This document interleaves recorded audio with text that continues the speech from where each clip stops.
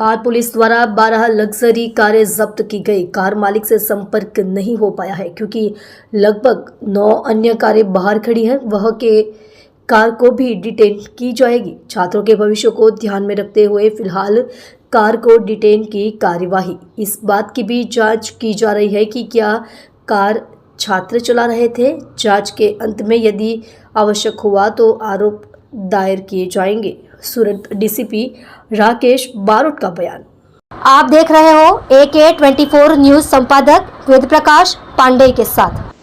Sir, स्कूलના છોકરાઓનો ગાડી ચલાવતો એક વિડીયો વાયરલ થયો હતો, કયા પ્રકારની કાર્યવાહી પોલીસ દ્વારા કરવામાં આવી છે?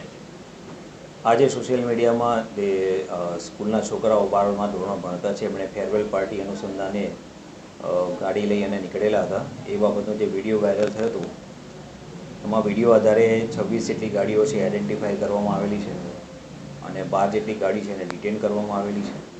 9 જેટલા વ્હીકલ છે શહેરની બહાર છે અને બાકીના જે 5 વ્હીકલ છે એ લોકોનો સંપર્ક થયો છે તો એ રાત સુધીમાં કદાચ અવેલેબલ થઈ જશે।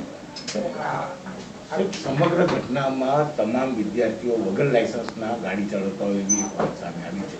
હાલમાં એ વાહન કોણ ચલાવતા હતા, ડ્રાઈવર ચલાવતા હતા કે સ્ટુડન્ટ ચલાવતા હતા એ વિડીયોમાં જે દેખાય છે એના આધારે વેરીફાઈ કરીશું અને એમાં જો લાયસન્સ છે કે નહીં એ કાર્યવાહી ચેક કર્યા પછી એમાં આગળની કાર્યવાહી કરવામાં આવશે। હાલ ઇનિશિયલી સ્ટેજ પર કઈ હાલમાં અત્યારે ફક્ત ગાડી ડિટેન કરેલી છે અને સ્ટુડન્ટ છે 12મા ધોરણમાં અભ્યાસ કરે છે અને પરીક્ષાનો સમય છે એટલે કેરિયરને ધ્યાનમાં રાખીને હાલમાં અત્યારે વિશેષ કંઈ પગલાં લીધેલા નથી પણ તમામ ગાડી આવ્યા પછી ચેક થયા પછી આગળની કાર્યવાહી કરવામાં આવશે। મૂળ ગાડીના માલિકો વિરુદ્ધ કાર્યવાહી થશે કારણ કે એમના દીકરાઓ ચલાવે છે, ગાડી ફાધર હોય કે મોટા ભાઈના નામે હોય તો એવા જે ગાડીના ઓનર છે એમના વિરુદ્ધ કાર્યવાહી કેવી રીતે?